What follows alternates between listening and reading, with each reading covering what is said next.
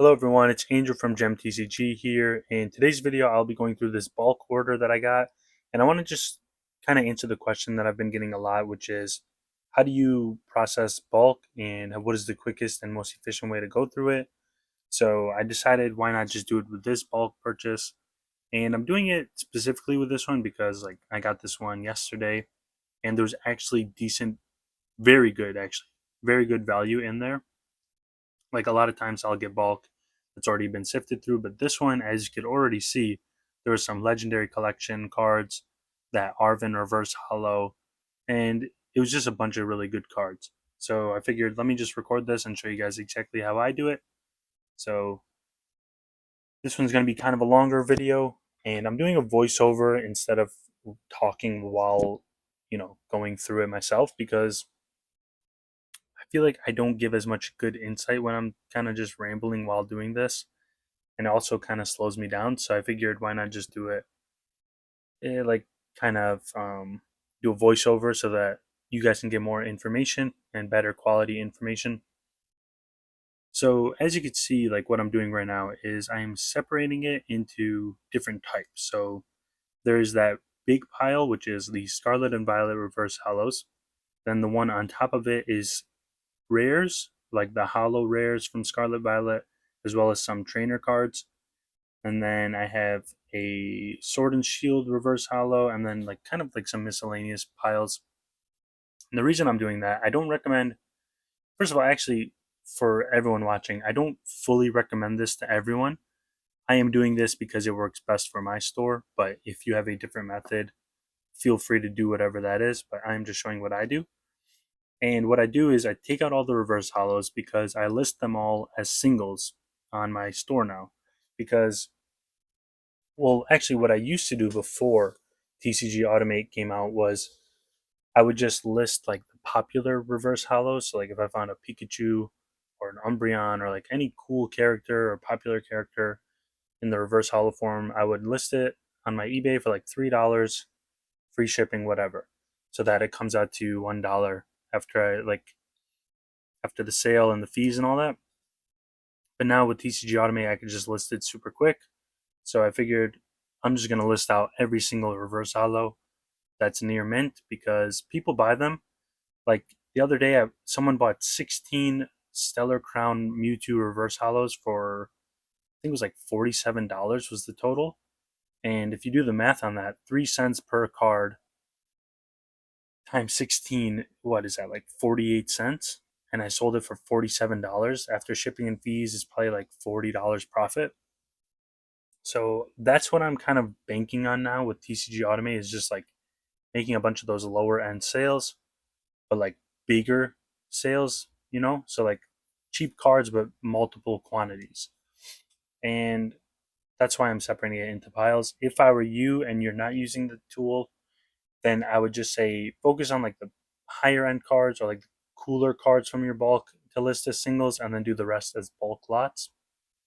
And I'll get into that more later.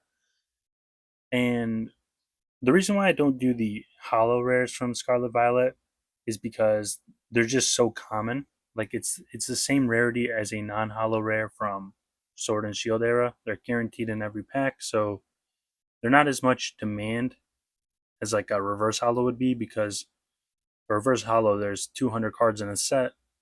The chances of you getting every single reverse hollow is like slim to none unless you start buying them, which increases demand so that way you can get more sales. And next up is what I do with the competitive cards. I don't know if I'm showing it right now in the scene. Like, let me see I don't know what I'm doing right now. I think I'm just showing some hollow rares because the Monkey Dory from Twilight Masquerade is a hollow rare and it's $1. Like it's worth $1. So I was probably just double checking for that. And yeah, it's kind of not in the camera right now, but it's the TCGPlayer pile, which is basically just trainer cards and other competitive cards like that Monkey Dory, which I pull out just to list on TCGPlayer. And on TCGPlayer, I only list like really competitive cards. So anything with a market price above 50 cents, that is what I would list on there. I've been really like strongly going against or going away from TCGPlayer because it's just, I know it's quicker to list on there, but pulling the orders with the alphabetical sort and that whole system and then like zippering the cards in there, it just takes too long for me. So I'm just focusing fully on eBay now, going full force. I mean, I've been doing it, but like now I'm like really doing it because I can make more sales on there, make more profit, build out like a brand. Even RNG Games was talking about it the other day in his latest video. He's like, people want to buy from something where they see who they're buying from. Like they don't want to just see a list of different sellers and then that's it. Like they just pick on the cheapest one, like the cheapest listing is going to win. And he was also saying something about like building that brand, which is very important. And eBay definitely helps with that because like not everyone knows TCGPlayer, especially the casual collector or the casual person that's just buying Pokemon cards for their family, like their kids or something. They know eBay, but they don't know TCGPlayer and the market price and all that stuff. So when they see a card, they see that first image that's showing up on eBay when they search for a card, they're going to buy that card. They're not going to be buying like the 10th picture that shows up, because that's just how people shop nowadays. They want to click on the first thing they see and that's it. And then I'm just still going through it, and as you can see, like I'm pretty quick with going through the cards because like I've done it so many times that it's just really quick to do. And right there, that's another $1 card, the Bravery Charm Reverse Hollow. And as you do this more often and like go through your cards, you're gonna get quicker with it. You're gonna memorize which ones are in the meta and which ones are worth a lot. I know it's overwhelming at first to be like, there's thousands of cards. How am I gonna know which ones to pull out and which ones to keep in bulk? And the basic rule of thumb is like trainer cards you should look into. If you don't know what to look into specifically and you don't memorize it, just look at trainer cards and you will most likely find all the value there. Very rarely are there just regular common uncommons that are non trainers that are worth a lot. Like I know that Monkey Dory one is worth $1, but every other card it's sub 50 cents at most. And I mean, even what I used to do was I would go through the set lists on TCGPlayer, and this was like 3 or 4 years ago when I first started. And I would go through the set list and I would write down the name of every single card that was worth like 25 cents or more. So that way, when I'm going through my bulk, I know exactly what to look for. So, like, let's say, just like a recent example, Scarlet Violet base has the Arvin and Pokegear. I believe Arvin's like a $2 card, Pokegear is like a $1 card. So if I'm going through that and I notice those two cards, I'm going to pull it out. And anything besides that, not going to get my attention. And then actually, while I'm going through this part right here, as you can see, there's some Black Bolt and White Flare cards. Now, I did not do my research before looking through this bulk, and I don't know which cards from that set are worth a lot, so I just kept a separate pile that you could see up there, like with the blue card. I think it's like I don't even know what card that is. But that one is what I will check later and see if there's anything like good in there, because one thing I noticed, like in my experience, is that when you're like when a new set comes out, sometimes the meta shifts and new cards become popular. So always check new sets and check the trainers from those sets, so that way you're not missing out on any potential huge profit. And yeah, that's basically what's going on right here. There's another part that's coming up soon that I will talk about, which is with the Japanese cards that were part of this collection, because there are some hidden gems in there. And if you have, and actually, yeah, look at this. Have you guys noticed that like weird hollow pattern on reverse hollows from, I think it's like Obsidian Flames and Shrouded Fable? I've been getting some like very shiny looking hollows. They look pretty cool though. And then like those other piles, like the hollow rares from Sword and Shield. I just do that because when I'm doing batch listings, I want to have all the same rarities together. It just makes it like cooler, not cooler. It makes it like easier to just keep track of and know where things go when I'm listing them. And then always make sure when you're going through bulk, clean up your piles over time. Like this is what I'm doing right here. Clean them out, clear up some space, make as much room for just like processing the bulk as possible. Because the worst thing is when you get like 10 stacks and it's just freaking a pile, like a mountain high, and then like one of them falls. That is the worst thing to happen. And yeah, that's what I did there. And I forgot to mention the first thing I did, which is what I've talked about before in the past, is I go through the highest end rarity of the bulk to make sure that there's somewhat decent cards in there. And if there's no good cards in there, I won't look through the commons and uncommons. But since there was good cards in this reverse hollow bulk, I'm looking through the commons and uncommons. So like right there, there's an Arvin, $2 card. And that is why I checked that. So make sure to check like the highest end rarity just to save yourself some time. And right here, they had some Sun and Moon bulk, which is very good. I always keep those separate because I'd rather keep them to the side and maybe sell them as singles than just give them up as bulk in bulk lots. And I've since acquired like 10,000 Sun and Moon era cards. And I sold some to the patrons too. They were really, really enjoying that bulk. And I mean, it's worth a decent amount. If you're focusing on TCGPlayer, you can definitely sell those and make like a pretty good profit. And that's why I gave it to them. Because like since I'm not selling on TCGPlayer, might as well give it to those that need the bulk and need the higher end bulk. But this bulk lot was very good in my opinion. Like there was a ton of Sun and Moon XY era cards, some vintage cards as well. And it was from a vendor, which is pretty surprising because usually if you're buying from vendors or other sellers, they usually go through their bulk. But I guess this person didn't really care to do it. Maybe they sell like only higher end stuff and they don't care for actual bulk, but I am not complaining because I think from just like the trainer cards alone, I think there's like $200 worth of bulk in there. And then the entire bulk, like this whole bulk lot was, I think, like 10,000, maybe 12,000 cards. And I paid him 183. So, I mean, if you just do the math right there, I made a profit strictly off the competitive cards. And that's not even including the hollows, the vintage cards, or anything like that. So always make sure to go through your bulk. It's more worth it than not to not do it, especially if you know that there is value in there. Now, if you go through it and you're like, "Oh, this has clearly been sifted through.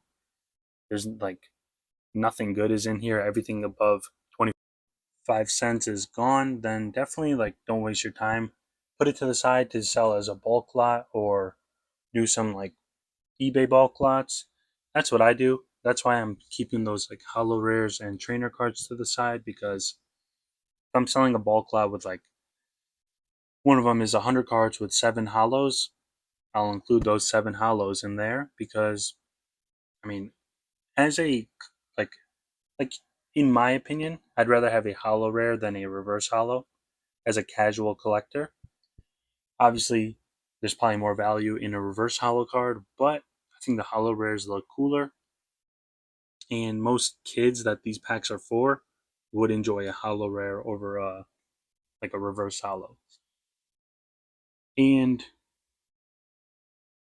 that's I mean, if you can get to a point where you can sell volume with bulk lots, you can definitely make some decent money. And right here there's like a bunch of XY era EVs, some Snorlax cards, so really good value there.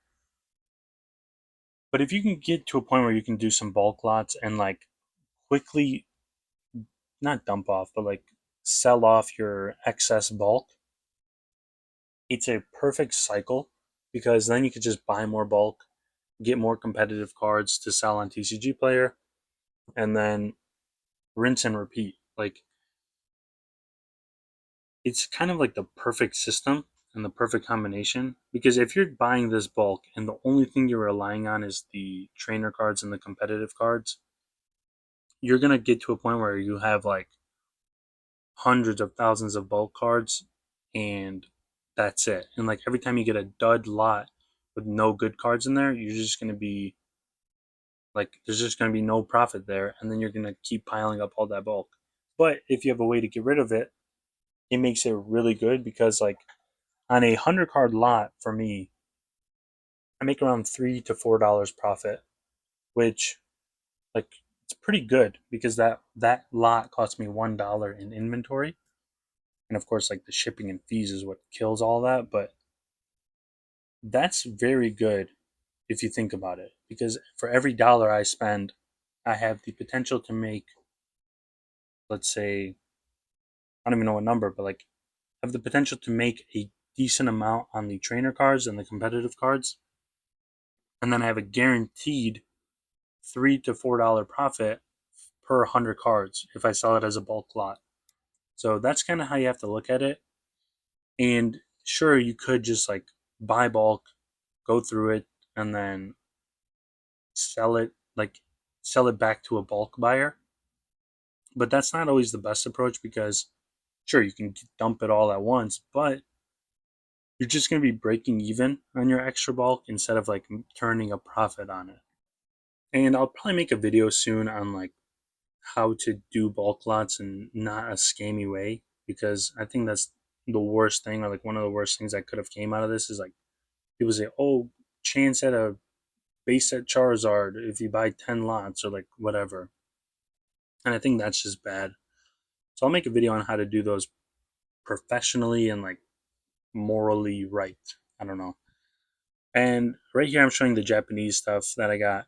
It had some Korean cards in there as well, and I think Chinese cards, which I don't know what to do with them, to be honest. I don't know, like maybe I'll do some like bulk lots with specifically those, but I'm not sure. Or maybe I'll just give them away.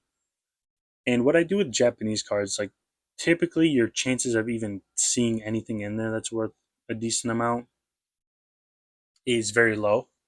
But what I'm doing right here, actually right here, there's a vintage card. I think this is from Black and White or XY. I'm not sure.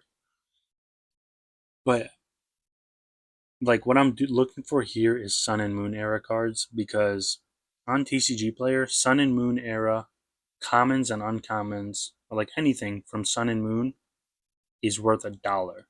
Like, or like on average, it's worth $1 per card, and they actually sell pretty well. So that's what I look for. And the easiest way to spot them is just that they look a lot brighter. So like when you're quickly sifting through them, they just look very bright. And unfortunately, I didn't get to it when I was filming the video, but I'll put a picture up of what they look like. And there was like 100 Japanese cards from Sun and Moon. So definitely going to make a lot of profit on those. And also, that's one thing I was doing right here is like a quick way to find out if it's Korean or Chinese is they have the English back, but it's like Chinese or Korean on the front. So if you're ever curious or like confused, just look at the back of the cards. The Japanese cards have the gold borders on the back, and then the Chinese and Korean cards have the English design on the back. Also, while I'm just going through this, because there's not much interesting while I was going through the Japanese cards in the video, to answer a question about the Patreon, some people have been joining and they're expecting almost like me selling a course or something on there, or like extra videos and stuff, but that is not what the Patreon is for. It's more of to have like one-on-one conversations and just me help you kind of like find collections to buy, figure out how to set up store categories and policies, and do all like the back end work on your stores, and just let you know like information on that. So like if you ever have a question on anything, you can ask me and I'll help you with it. We could also, hop on a call and stuff like that. That's what the Patreon is for. It's not for like a how to get rich with Pokemon type of thing. I've never wanted to do that, and I don't plan on doing it. So if you've ever been confused on like what that is, I hope that answers your question and like helps you understand what it's for. But yeah, just wanted to clear that up really quick. And I think, yeah, right here I'm going back to the reverse hollows just to finish up the video. Um, Overall, I mean, going through bulk, it's very tedious, but it's very rewarding if there's a good, like if it's a good lot. I don't recommend going through it if you know there's a bunch of duds and like there's nothing valuable in there. But if you buy from someone that didn't look through it, there's a lot of room for profit, and there's such a low risk that it's like, why not? You know, like I spent this video is 24 minutes, and I went through probably like 4,000 cards, probably. Granted, I was sorting them and also like filming the video, so it kind of slowed it down a little because I was like angling it so that the camera could see. And if I was just doing it off camera, it would probably like not half the time, but like 75% of the time. And if you were to do like a common thing is like list everything or sort it all into set and then list like things with a market price of above 15 cents. And personally, I don't think that's a good business model. I think it takes super long to list cards on like to sort them all and then list on TCGPlayer. Because yeah, sure, listing on TCGPlayer is fast, but sorting them to be listed on TCGPlayer is no joke, and it takes a super long amount of time. So that's why I just recommend list only the good stuff, bulk out the rest, and I don't know, focus on eBay. Do that chaos sort method that RNG Games talks about, because it's like you're not building anything on TCGPlayer, and you're just spending so much time for a 15-cent card if you're listing like everything. So I don't recommend doing that. And it, like, I mean, let me know down below. Like, is this faster than what you would expect? Or like, do you take longer when you're sorting your bulk? Because I'm not sure. Like, I think I'm going pretty fast. And I'm also showing, like right here, I'm showing cards slowly. And it's just much more peaceful, I guess, to not have to sort everything alphabetically and then just list whatever. List as much as you can, because the more you list, the more you could sell. Everyone that's been using TCG Automate is saying like my sales have not my sales, but their sales have gone up however much percent. One person said their views have gone up like 438% or something crazy, and they've only been using it for a month. So I guess, I mean, just building out your store, list as much as you can. You don't have to use the tool, but just find a method that you could list a lot of cards in a quick amount of time, and your store will grow. And I mean, once your store grows, it's kind of crazy. And right here, I'm just going through all the cards that I saw during the video that are worth a lot. So, like, just right here, it's like, I don't even know what the number is, how many cards are in that pile, but definitely a huge profit on these cards, especially that trainer's mail. It's probably like a $5 card. But yeah, that's pretty much it for this part of the video. Obviously, there was more bulk to go through. I only went through like a half of it, but I don't know. It's always fun going through bulk when there's good stuff in there. I hate going through when there's like nothing of value, but when there's good stuff, it's always fun, always rewarding. But yeah, thank you all for watching. Hope you guys found this video helpful, and I hope it helped explain how I go through bulk, so maybe you could do the same thing. And I'll see you all in the next video.